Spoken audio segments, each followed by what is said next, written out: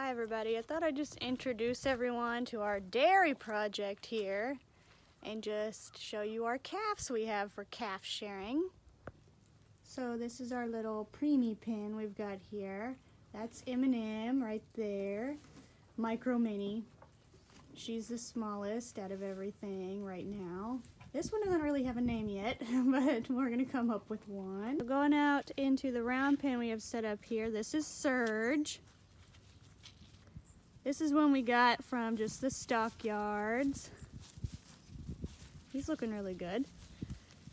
And then we got Millie over here. She's huge. She's a cow basically on her own. She don't even need to be in here.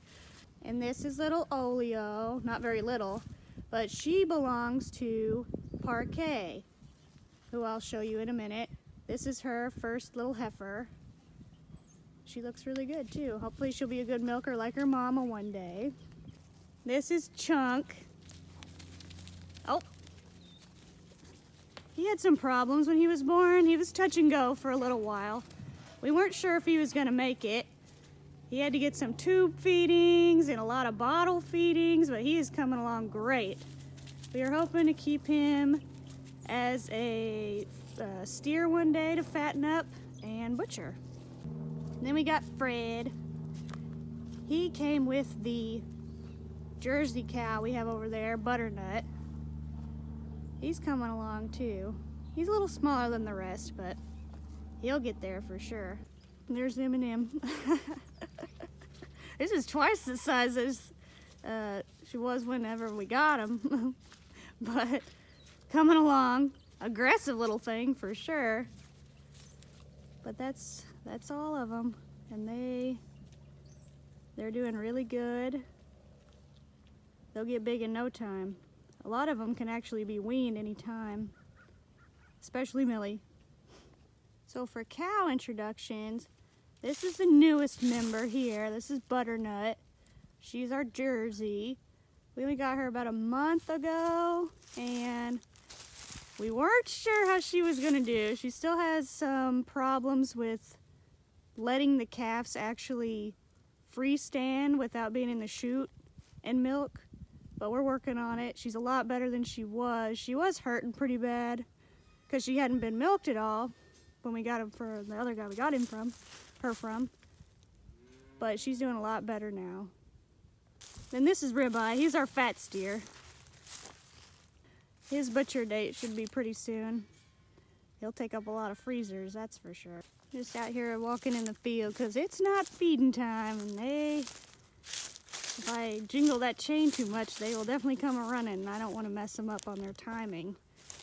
But this is Parquet. She's about 2 years old, just had her first calf in December. Great milker, Holstein. She does a great job. She'll be a really good cow. Come a few years, she'll be great.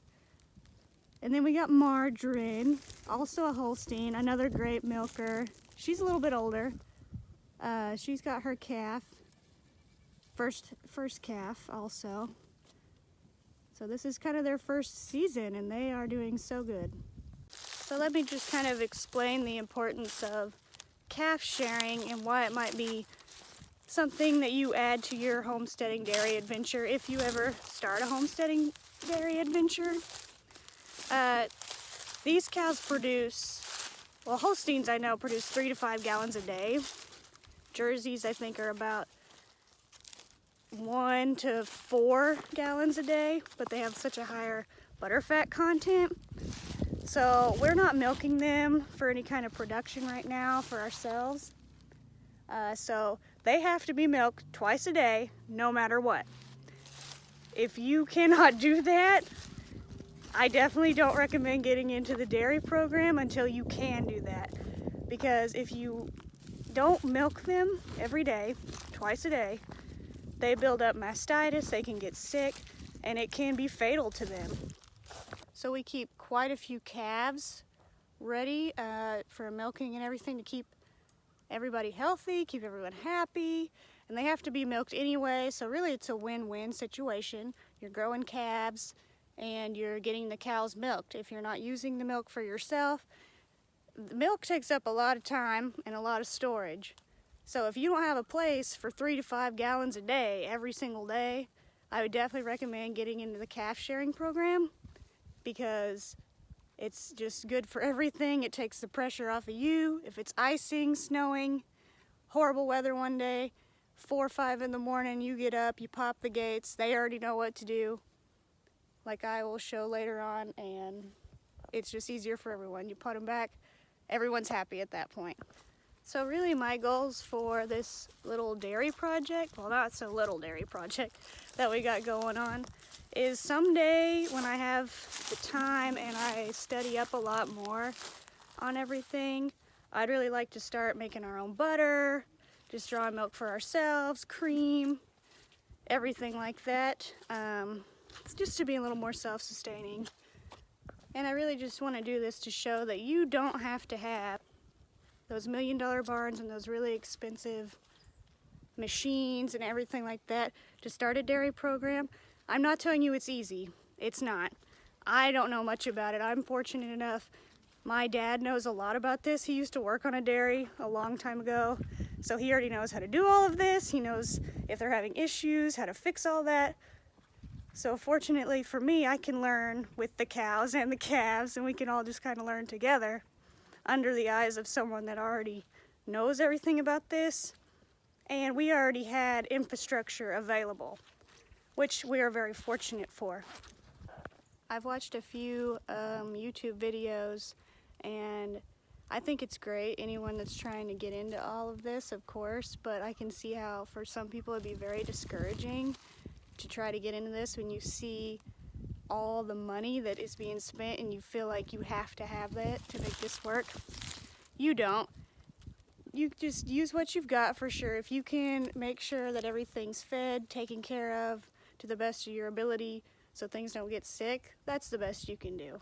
I would definitely recommend doing a lot of research for sure with what kind of dairy products you might want to do for yourself, or how to make those, or first time cows and freshening, and there's just so many different things that I myself am just learning that I have a lot to learn from. But I would definitely recommend, if you know someone or you can find someone around you, maybe an older farmer or someone that just has some knowledge about that, definitely talk to them. I'm sure they'd be happy to explain things that you need to do to be involved with this type of agriculture. I'm really excited to show everyone going forward what all we're gonna do here. It's gonna be great. I do plan on doing a full homestead tour. It's in winter right now, so the greenhouse won't be going, but I'll do another one later on. But I'm excited to start this journey for sure, and I hope you follow along.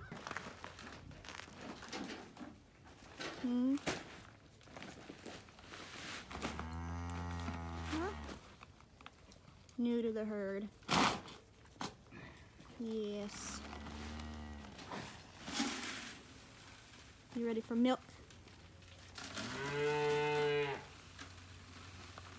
There's the thundering herd here.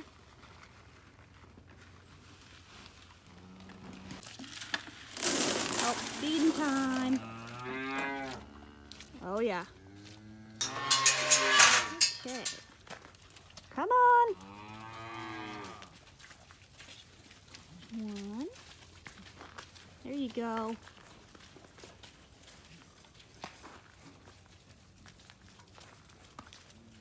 No time at all. You guys got it all figured out, don't you? All figured out. It's old butternut. All right. Oh, what are you doing? Okay.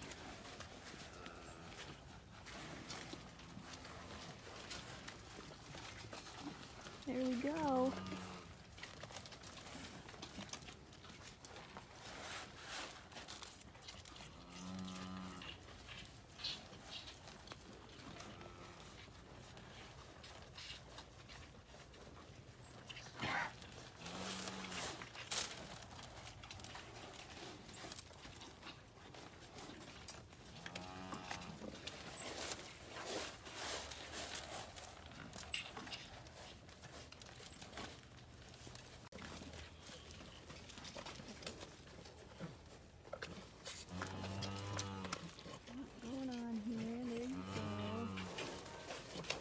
trying.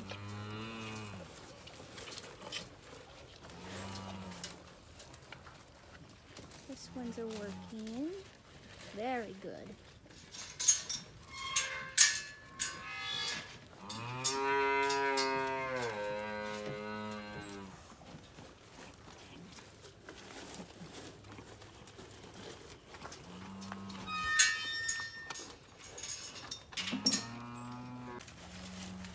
Feet, you need off old bee nut.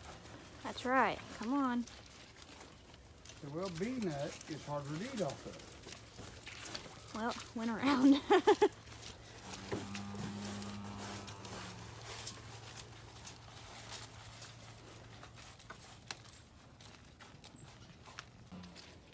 All right, go on. They won't beat you up no more if you're not in there. That's right. Yep, she's done too. She's done with them. Are you done? You get it go. She gets an old milk cow, old fancy cow, and that's what she likes to do. Yeah.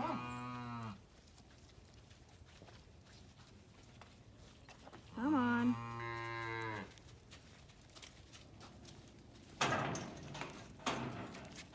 Come on. Go.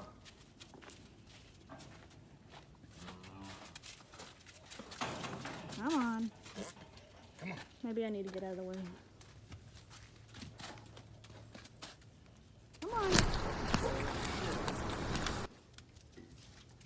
Come on.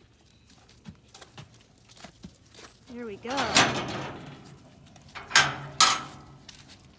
Up the side. All right, guys. There she is. Come on. Come on. Go on. Get over there. There we go.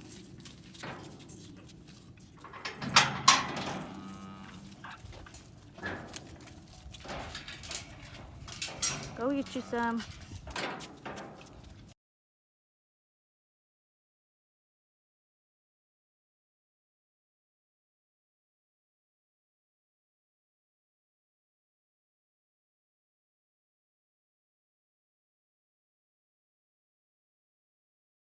Out chasing deer? Yes. Of course.